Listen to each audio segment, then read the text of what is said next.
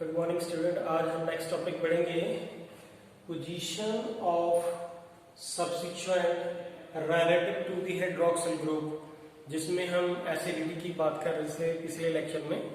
तो अब हम बात करेंगे कि अगर जो सब्स्टिट्यूएंट है वो उसकी पोजीशन क्या है हाइड्रॉक्सिल ग्रुप के कॉरस्पॉन्डिंग। फॉर एग्जांपल, अगर हमारे पास यहाँ पे OH और ये Cl, this is called orthochlorophenol, this is called orthochlorophenol. और दूसरा कौन सा है, दिस भी OH and Cl and this will be OH and Cl. This is called orthochlorophenol, this is called metachlorophenol, this is called here parachlorophenol. अब इस case में क्या, इस टॉपिक का यहाँ पे नाम क्लियर हो जाता है कि पोजीशन ऑफ द सब्स्टिट्यूएंट। ये वाले सब्स्टिट्यूएंट है, क्लोरीन यहाँ पे क्या है substituent. Position of the substituent relative to the hydroxyl group. तो अगर position of substituent relative to the hydroxyl group vary करती है तो एसिडिक कैरेक्टर के ऊपर फर्क पड़ता है। फॉर एग्जाम्पल, यहाँ पे ये क्लोरीन ऑर्थो पोजीशन पे है। जब ये क्लोरीन ऑर्थो पोजीशन पे होगी तो दैट मीन टू से कि ये दोनों एक दूसरे के पास है। तो देयरफॉर क्लोरीन का यहाँ पे अगर इंडक्टिव फैक्ट जो है electron withdrawing, that is minus I fact, अगर यहाँ पे कंसीडर कर लिया जाए तो माइनस आई फैक्ट जो है वो यहाँ पे ज्यादा होगा, क्योंकि क्लोरीन की पोजीशन जो है OH के बिल्कुल पास है, that is adjacent to each other. And यहाँ पे देखें क्लोरीन जो है वो OH से दूर है, तो देयरफॉर इंडक्टिव फैक्ट जो है माइनस आई फैक्ट ऑपरेट तो होगा बट लिटिल। और इस केस में भी यहाँ पे पैरा भी है, दैट मीन टू से ये OH और Cl जो है वो काफी दूर है। देन मीन टू से इंडक्टिव फैक्ट जो माइनस आई फैक्ट है वो इसमें कम है, इसमें थोड़ा सा ज्यादा है, मैक्सिमम प्रोनाउंस्ड इन द ऑर्थोक्लोरोफिनोल। अगर यहाँ पे ये सबसे ज्यादा फैक्ट है तो यहाँ पे H प्रोटॉन का, H पॉजिटिव का निकलना सबसे इजी है। So therefore we can say that due to this Cl present at the ortho, this is more stronger acid. Orthochlorophenol is more stronger acid than that of the metachlorophenol, which is more stronger acid than that of the parachlorophenol. So this is the effect of the substituent on the relative stability जो है to the hydroxyl group, जिसके बाद हम acidity की बात कर रहे थे। अब नेक्स्ट आ जाता है कि अगर जो नेक्स्ट टॉपिक में आ जाता है कि resonance fact is more pronounced if the substituent is in ortho and para. So substituent का फैक्ट जो है वो ऑर्थो और पैरा पे ज्यादा प्रोनाउंस्ड होता है than that of the meta. तो उस केस के लिए हम यहाँ पे डिस्कशन जो है वो किस तरह से करें। Let's see, you know that के this is the phenoxide ion, और अगर यहाँ पे है NO है, यहाँ पे मैंने इस तरह से लिख दिया, this is the phenoxide ion जो है। अब यहाँ पे ये ऑर्थो पे अगर नाइट्रो ग्रुप लगाया तो देख रहा है कि जो फिनोल है वो ऑर्थो के प्रोडक्ट ज्यादा स्टेबल बनाती है, पैरा के बनाती है ना मेटा के बनाती है। तो आंसर में ये आता है कि जो ऑर्थो और पैरा के जो प्रोडक्ट है वो स्टेबल होती है, मेटा के नहीं होती। तो वाई ऑर्थो और पैरा स्टेबल है, तो उसका यहाँ पे रेजोनेंस बन जाएगा। यहाँ पे देखिए इस नाइट्रोजन के ऊपर कौन सा चार्ज आएगा, पॉजिटिव, क्योंकि नाइट्रोजन की वैलेंस यहाँ पे 3 होती है, 1 2 3, और यहाँ पे कोऑर्डिनेट बॉन्ड बनाए हैं, दैन से नाइट्रोजन ने अपने लोन पेयर जो है इस ऑक्सीजन को डोनेट किए हुए हैं। सो अब हमारे पास यहाँ पे रेजोनेंस कैसे होगी कि ये यहाँ पे इलेक्ट्रॉन देखिए और ये पाई बॉन्ड इधर चला जाएगा। So in that case we will get here is O, and यहाँ पे ये बॉन्ड आ जाएगा, and after that here is the nitrogen, यहाँ पे O है, यहाँ पे this one, इसके ऊपर तो पॉजिटिव चार्ज है ही है। इसके बाद ये यहाँ पे आ जाए और ये यहाँ पे चला जाए, तो देयरफॉर वी विल गेट, यहाँ पे नेगेटिव चार्ज आ जाएगा। बाकी सारी चीजें ऐसे लिखनी है, यहाँ पे नाइट्रोजन है, यहाँ पे double bond and this one, this is positive charges here, and in that case अगर ये यहाँ पे शिफ्ट कर जाए, ये यहाँ पे और ये, therefore we will get this one, here is यहाँ पे डबल बॉन्ड है ये, और यहाँ पे नाइट्रोजन जो है इसके साथ डबल बॉन्ड बनाएगी, this is O and here is डेटे बॉन्ड है, यहाँ पे इसके ऊपर कौन सा चार्ज आएगा, नेगेटिव। तो इस पूरी रेजोनेंट स्ट्रक्चर में देखें, इस स्ट्रक्चर को देखें, तो इस स्ट्रक्चर में ही इसका आंसर है कि यहाँ पे इस केस के अंदर जो है ये वाली स्ट्रक्चर जब बनेगी तो देयरफॉर कंजुगेशन फैक्ट लग जाता है, तो कंजुगेशन से इसमें स्टेबिलिटी आ जाती है। वो कैसे, यहाँ पे देखें, ये सिंगल, ये डबल, ये सिंगल, ये डबल, देन ये नाइट्रो ग्रुप जो है वो इस ऑक्सीजन के साथ इन कंजुगेशन है। अगर वो कंजुगेशन में है तो देयरफॉर कंजुगेशन के साथ जो है स्टेबिलिटी आ जाती है। तो सी हियर दैट कि अगर मैं इसकी नेक्स्ट स्ट्रक्चर ड्रा करके दिखाऊं तो वो कुछ ऐसी होगी कि ये वाला अगर इलेक्ट्रॉन यहाँ पे आ जाए, ये वाला यहाँ पे शिफ्ट कर जाए, तो ये यहाँ पे चला जाए, तो यहाँ पे O के ऊपर दोबारा से नेगेटिव चार्ज आ जाएगा, और यहाँ पे ऐसा चलेंगे, यहाँ पे N है, यहाँ पे डबल बॉन्ड है, यहाँ पे O is like. So that mean to say कि अगर ऑर्थो पे ऑर्थो नाइट्रोफिनोल की बात करें तो वो जो फिनोल है वो ऑर्थो पे मेजर प्रोडक्ट बनाता है, बिकॉज उसके जो प्रोडक्ट है वो रेजोनेंस स्टेबलाइज्ड है, एंड इस केस में कंजुगेशन में भी वो पार्टिसिपेट कर रहा है। ये नाइट्रो ग्रुप जो है वो इस ऑक्सीजन के साथ कंजुगेशन में है। वो कैसे, कि ये सिंगल बॉन्ड है, then double, then single, then double. तो this is in the case of the ortho. अब हम पैरा की बात कर लेते हैं। तो पैरा के केस में क्या है कि यहाँ पे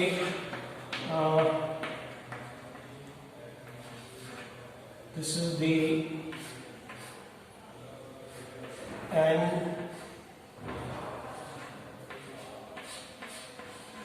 दिस इज नाइट्रो, नाइट्रो यहाँ पे लगा हुआ है।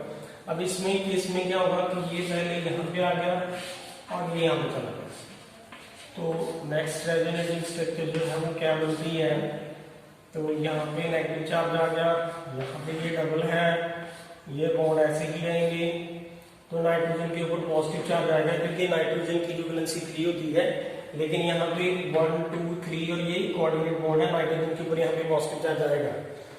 तो आफ्टर दैट यहाँ पे N है, यहाँ पे O, ये डबल बॉन्ड है। अब इसके बाद क्या होगा कि ये यहाँ पे आ जाए, and this one go here and this one come here, so therefore in that case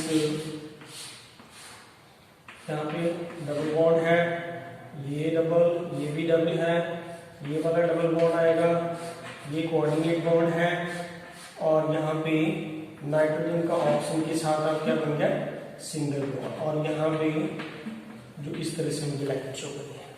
अब इस केस में भी यहाँ पे देखें, जब ये नाइट्रो ग्रुप पैरा पोजीशन में आता है तो तब भी वो इस स्ट्रक्चर में कंजुगेशन आ रही है। वो यहाँ पे देखें, ये single bond, then double, single, double, single, then double, so conjugation is here again. तो यहाँ पे भी स्टेबिलिटी आती है।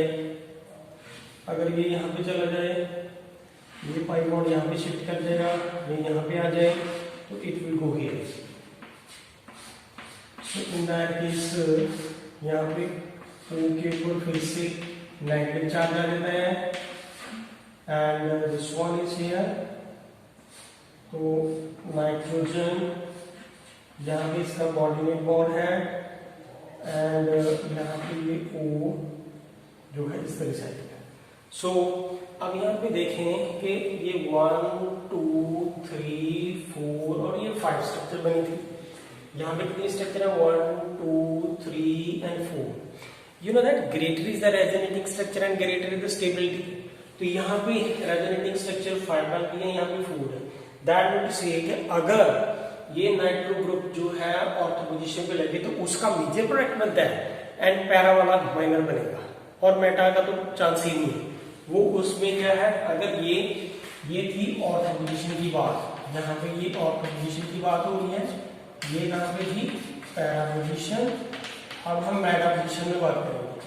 तो अब मेटा पोजीशन में क्या होता है,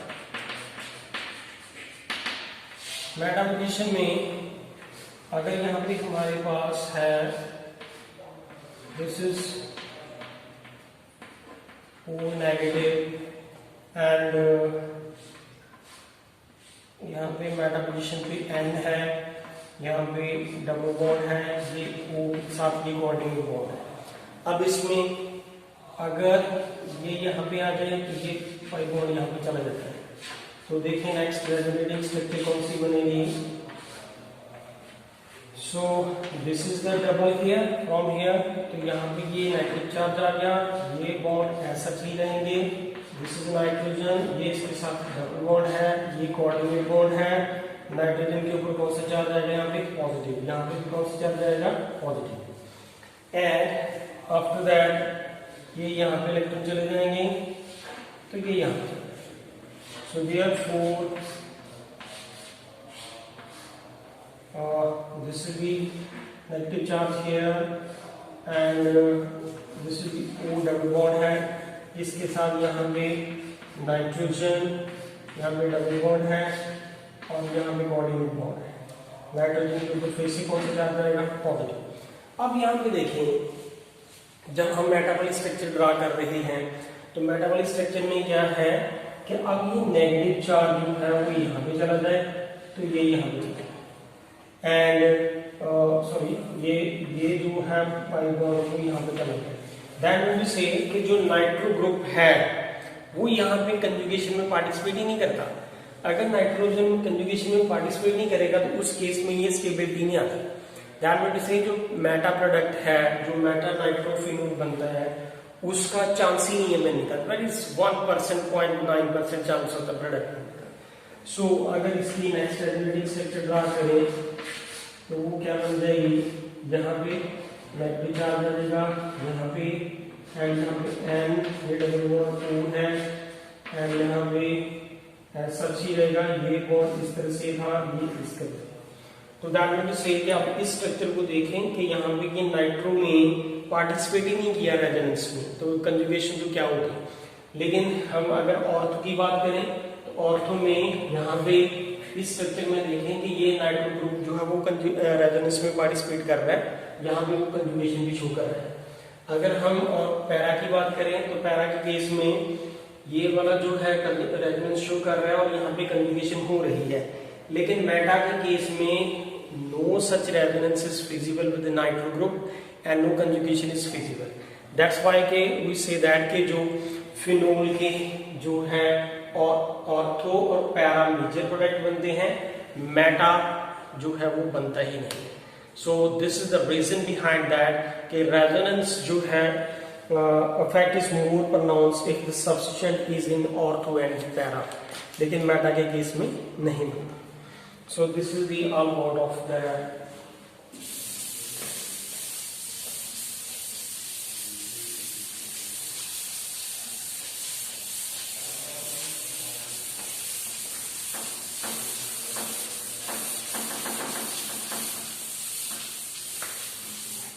नेक्स्ट हमारे पास जो आ जाती है ईथर फॉर्मेशन। नेक्स्ट सेक्शन जो क्या है, ether formation, that is ether formation. अब ईथर फॉर्मेशन कैसे बनती है कि अगर हमारे पास यहाँ पे फिनोल है और उसकी हम बेस के साथ रिएक्शन कर दें तो यहाँ पे हमारे पास सोडियम इथोक्साइड बन जाता है। यहाँ पे दिस इज साल्ट बन जाएगा ORNA, this is the salt में वाटर।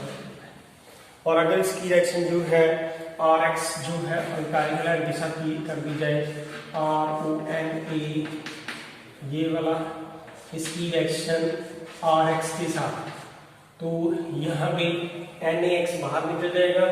तो यहाँ पे हमारे पास this is aromatic O and R, जिसको हम क्या कहते हैं, ether. This is the ether preparation.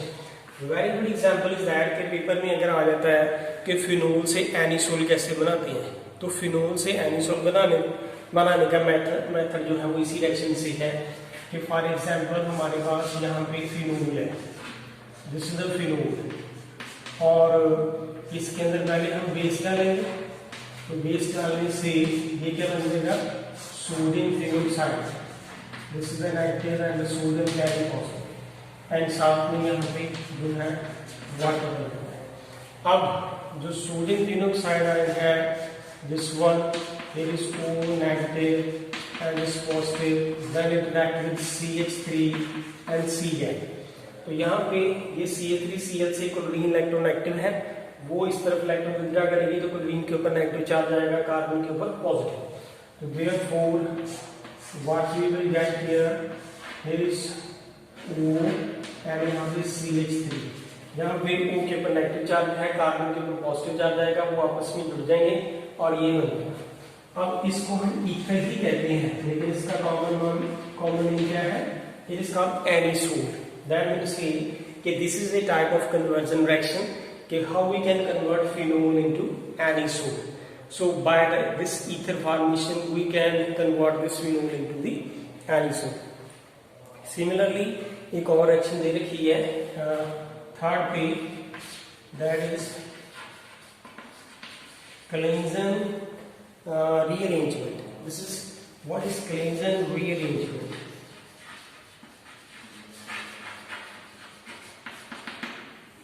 तो Cleanzen rearrangement क्या होता है? इस केस में क्या होता है कि अगर हमारे पास यहाँ पे O CH2 CH double bond CH2, this is the name of this is allyl phenyl ether. This is allyl phenyl ether. When it undergo the rearrangement, so therefore we will get here this is OH CH2 CH double bond CH2, and this is the product by the rearrangement at the 475 Kelvin temperature. We will get this. So, लेकिन how this change occur by the rearrangement, we can study with the help of mechanism. तो इसका mechanism कैसे है, अगर मैं इसको इस तरह से यहाँ पे इसको यहाँ पे O है, this is CH2, यहाँ पे CH और यहाँ पे CH2 है। तो अगर यहाँ पे जो रीअरेंजमेंट कैसे होगी कि अगर ये ऑक्सीजन जो है ये सिग्मा बॉन्ड इस तरफ विड्रॉ करता है तो ये यहाँ पे शिफ्ट कर देंगे और ये यहाँ पे आएगा। तो यहाँ पे देखें कि after that what we will get here, this is the O double bond बन जाएगा, O के साथ इसका डबल बॉन्ड है, ये बॉन्ड तो ब्रेक कर, ये यहाँ पे बॉन्ड ब्रेक कर गया, ये सिंगल था, अब ये सिंगल से ये डबल बन जाएगा और ये डबल था तो सिंगल बन गया। सो यहाँ पे H है, यहाँ पे जो बेंजीन रिंग है वहां पे एक हाइड्रोजन है, यहाँ पे भी एक हाइड्रोजन है, यहाँ पे भी है, यहाँ पे भी है और यहाँ पे भी है। अब वो हाइड्रोजन मैंने यहाँ पे लिख दिया, साथ में क्या आएगा CH2, ये वाला CH2 और यहाँ पे डबल था, अब क्या बन गया सिंगल, और ये CH फिर ये सिंगल था और ये अब यहाँ पे क्या बन गया ये डबल, तो this is CH2 is here. बाकी जो है वो बॉन्ड ऐसा ही रहेंगे। सो this is what the rearrangement. अब इसके बाद क्या होगा कि ऑक्सीजन जो है अगर आप इलेक्ट्रॉन विड्रॉ करें तो ये यहाँ से बॉन्ड जो है यहाँ पे शिफ्ट करें, तो therefore we will get this one, here is OH, ये बॉन्ड यहाँ पे आ जाएगा, this is the CH2 CH double bond and CH2 is there। and this name is called orthoallyl. This is orthoallyl phenyl जो है that is product by the Cleanzen rearrangement. So this is the one of the Cleanzen rearrangement जहाँ पे ortho position के ऊपर जो है allyl group आके attack कर सकता है. सो इसका एक दूसरा पार्ट है कि अगर ऑर्थो पोजीशन ब्लॉक हो तो पैराफिक एसिड अटैक करता है.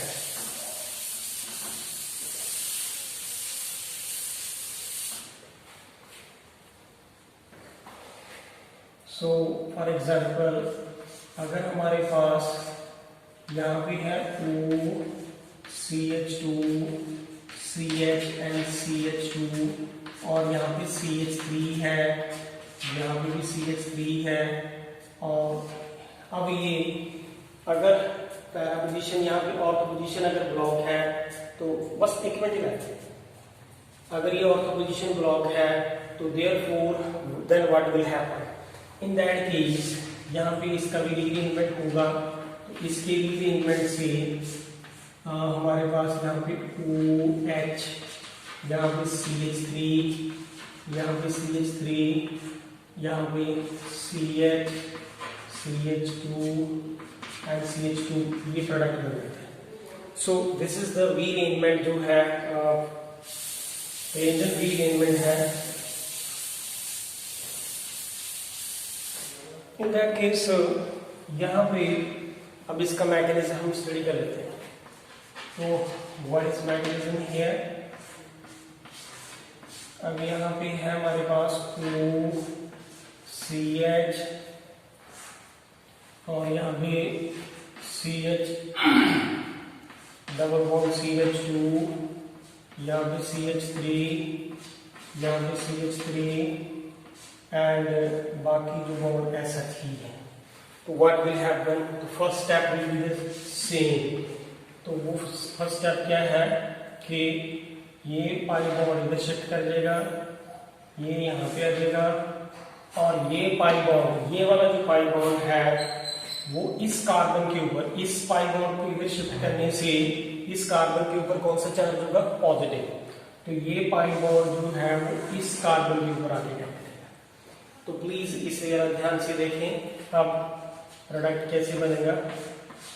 जो ये रिंग है सच है, यहाँ पे CH3 है और यहाँ पे CH3 है, यहाँ पे डबल बॉन्ड आ जाएगा क्योंकि ये सिंगल था. इस बॉन्ड के इधर आने से ये ऑक्सीजन के साथ डबल बॉन्ड आ गया और ये बॉन्ड यहाँ पे है, ये भी यहाँ पे है और ये CH3 है. इसके साथ कौन जुड़ गया, ये वाला बॉन्ड जो है इस कार्बन के साथ जुड़ रहा है. ये कार्बन इस CH2 के साथ जुड़ गई है. तो यहाँ पे क्या आ जाएगा CH2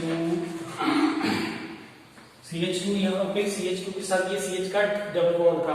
अब ये डबल इधर शिफ्ट कर गया, यहाँ पे क्या बन गया, सिंगल. और यहाँ पे सिंगल था, अब यहाँ पे क्या बन गया, double. So this is the type of rearrangement is here. इसके बाद एक स्टेप और रहता है अभी कि अगर मैं इसकी डिस्कशन में इसको इस तरह से लिख देता हूं कि ये जो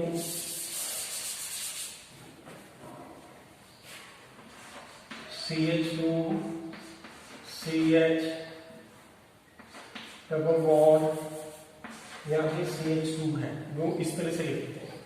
तो what happen in that case, अगर ये वाला पाई बॉन्ड इधर शिफ्ट कर जाए तो कार्बन के ऊपर पॉजिटिव, ये यहाँ पे आ जाएगा एंड ये वाला सिग्मा बॉन्ड लेकर के यहाँ पे आ जाएगा.